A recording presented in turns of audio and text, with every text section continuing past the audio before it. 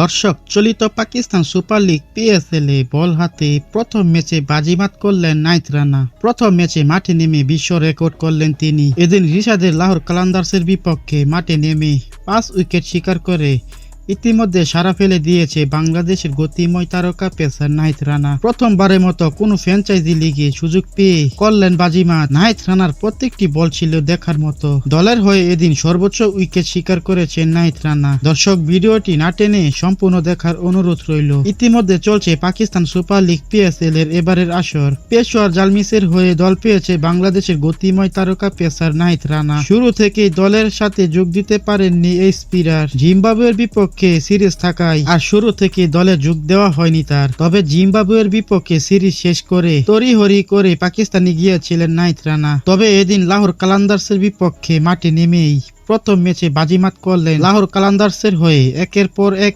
Wicket নিয়েছেন তিনি, যেখানে মাত্র 4 ওভার বল করে 15 রান দিয়ে 5 উইকেট শিকার করে ইতিমধ্যে PSL এ রেকর্ড করেছেন নাহিদ রানা। এক ম্যাচেই করেছেন বাজিমাত। সেই ম্যাচে এদিন জয়ের দেখা পেয়েছে পেশোয়ার জালমিস। প্রথম ম্যাচে PSL বাজিমাত করলেন এই বাংলাদেশের গতিময় তারকা পেসার নাহিদ রানা। তো দর্শক, নাহিদ রানার এমন পারফরমেন্স আপনাদের কাছে কেমন লেগেছে তা কমেন্ট করে জানিয়ে দিন।